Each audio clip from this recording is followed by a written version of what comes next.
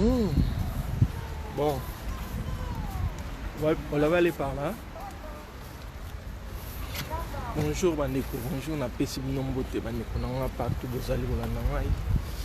Ngai ndeko na bino Ernest Fietulumwe bana étiqué. Peuple congolais, na sabine le rombo e baki mindele ba linga bisote. Mindele ba linga bisote ba tout moindo. Il faut na ba bien boyeba. Tout ce que mindele bo mona ba salaka. Voilà, on y va. Ba sala ngo pona ko aider biso.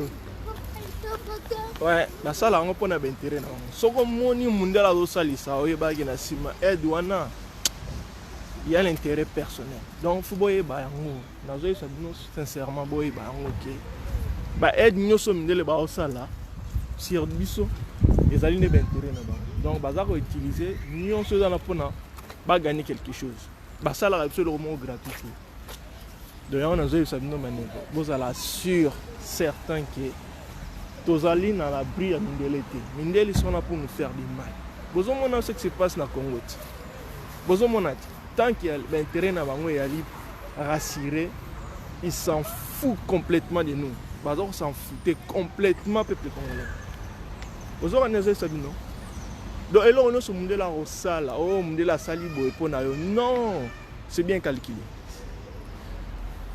C'est vraiment bien calculé la mituna bango de façon que va tirer quelque chose de bien. Donc bon le bateau que au monde là ça lisangai parce qu'à l'ininga mais non, détrompe-toi. Détrompe-toi ndé. Donc monde là ça resal là, et ça soka moni qui est intérêt. Soka des intérêt à resal il au mongo. Moi je sais pas je te promets. Faut pas que nous besoin vivre dans l'ignorance oh mindele. Besoin on a ce qui se passe dans notre pays. Besoin au monde. Mindele ils sont contents parce que biké. Bon on est côté dans le pays na bango. Et dans l'avantage là-bas, ils ont l'effort, ils n'ont pas envie parce que ceux qui font l'effort, on va bénéficier de leur monde. Pour vous dire que nous sommes Congolais, tous à la naïveté, tous à la base de tous à la base, tout le monde peut tout raisonner bien. Vous avez tellement en place à Mali, il y a moins, il fait froid, on a besoin de chaleur. Donc, nous avons essayé de faire des choses, nous avons sauter. Ils sont mon père toujours milingati. C'est ça qui est bête. Minele ba ça la nyonso po ba ngba la bien mais juste ça la nyonso po to mi babies. Et là on est dans le bain. Minele la talika mamu qui est sur monique intérêt nezalité tata maman bosana. Kolobate que oui, mundela zo idingai parce que amoni ngam boye et lo côté.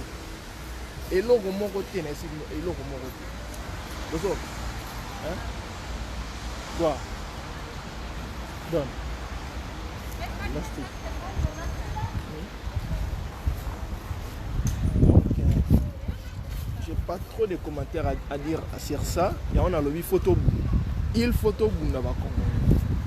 Tous allez obligé il photo bunda. On a la centre-ville à Rennes.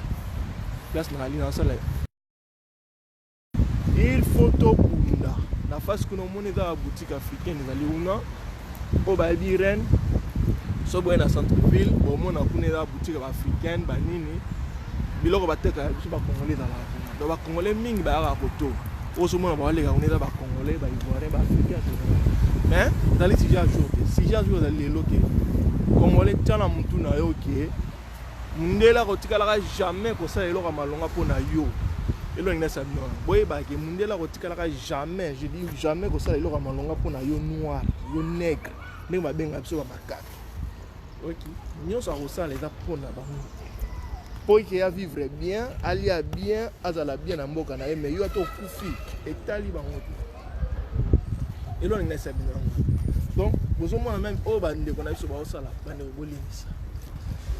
Mali les alibana mpepé mona no, mali les silité. Donc, nous avons le banane et c'est monté dans la mawa. Mais, nous avons comme ça, on est sain. Nous comme ça, on est sain. Pourquoi? Et c'est mon ami qui est temps qu'on comprendre que oui, il est temps de la moka là. Et c'est mon ami. Tant que nous avons été, nous avons été monté. Bandego. Mais tout le monde a poto à voir Mundele Basala Bisso. C'est la même manière que Basala Pena Pena.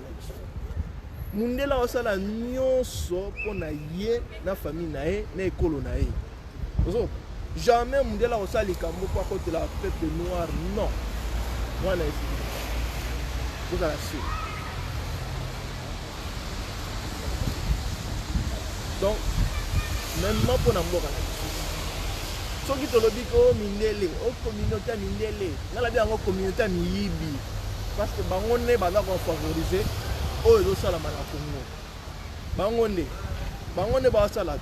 Bon, et ça, tout le monde a Azar au Sakala, président Martin Fayol, lui, tu retiens ma boue. À beaucoup de temps, à comment on a pour l'opposition. Il y a un qui a fini président Martin Fayol, un qui a ébaqué, tous ont relouqué CC. Là, autant comme on a été, la fin n'a pas mis en France. Alors, il y a des Français, mais il y a tout. Donc, on loue malé, mais écoute, on va la taper. Bonne information. Donc, nous avons une histoire pour vous dire que Mindele Bomo na Mindela. Mindele, ils sont là pour nous faire du mal. Pour qu'on va vivre bien. Boki, les Congolais. Oh, Mindele n'est pas à la base à malheur na biso. Je dis ça à haute voix. Bango n'est pas à semer des ordres paraniques. Car ils vivent dans le Congo. Pour nous, bango base à la bien. Bamboka la bango comme Kitoko, va vivre bien. Mais malheureusement, les Congolais va continuer à jamais. Les Congolais maintenant sont en train de faire des choses pour nous satisfaire les besoins de Mindele. Mindele va engager les Rwandais. Mindele va engager les Rwandais. Les Rwandais va engager les Congolais. Les Zoba, les Monique, oui. Bino, vous voyez, on va pour tout le monde.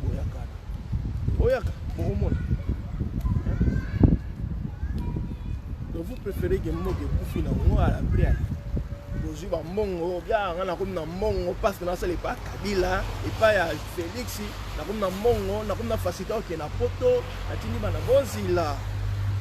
Bokozongi ça on a nenga brital. Nous on est sur ça là. Bokozongi ça. Si on a tel nombre de Congolais ba kufi, o ba kufi na Congo, o ba zo boma bango. Pona musalo bino bosé la Mindele na ba Rwandais. Boye ba keto le mate peuple congolais. La sangi na bino bande. To linga te tozali obligé photo bima to bunda pour makambo yo esila. Tant que tosala ngoti bande. Bokanisa te aussi à la côté. Wotcha na mitu na bino ke to koma peuple libre mkolo peuple congolais andima ki ba bete lisasi na mboka neza na libérer. Là c'est jour bigard. Libération ko. Tant que tosala le wana te. Tout ce qu'on peut faire c'est la merde. Bon mon apoto. Poto ça bien. Bon mon na libana na poto. Bon mon apoto. O eza province. Eza propre. Donc mon na bato ba tambola bien, ba ramtu kitoko pona nini. Ils ont préféré pour bomisa biso ba noir. Osok, pour bango bazala bien, il faut biso to kufa. Donc pour bango ba vivre bien, il faut biso to mono to mona le na kata est, na kata Congo. Là ça s'arrange. Bon qui bande. Ngande on a mis en sabino na vérité. Munele likamtoa au sala. Tala mtu na ondeko. Tant qu'il y a pas son intérêt derrière. Bosana. Hein? Bosana. Munele so abike likamwa ko zala ngombongo noki. Boko mona nenga ko bimisa misisa nyoso pona ko ide yo po azwa na simana ngo benambo. Bonga ba atala ka beti calcula monika. Il y a rien à bénéficier bien alors. On n'a pas le temps. On n'a pas le temps, on n'a pas le temps. Donc je suis désolé, monsieur. Parce qu'il y a calculé la mouture à Bigeli, comme on a reçu là, je vais regagner à l'époque là. Mais ils sont pas congolais, ils ont banné les pays.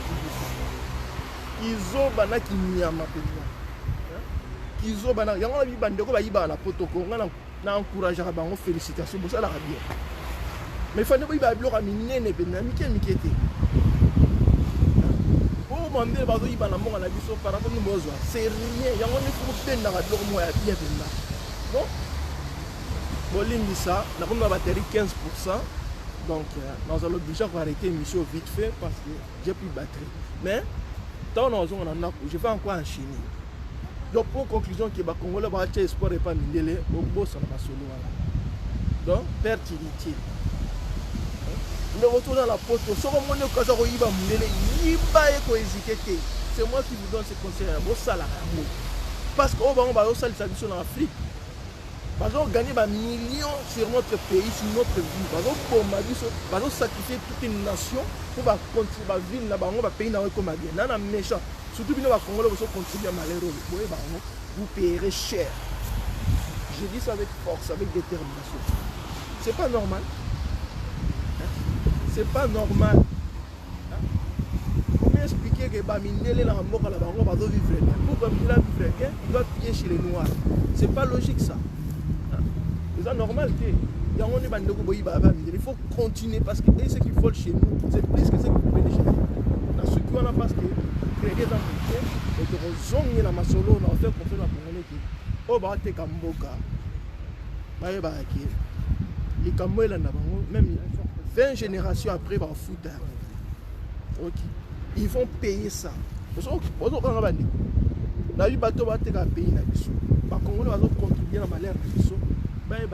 vont payer ça même 20 générations après. Parce que l'histoire est collée génération à génération.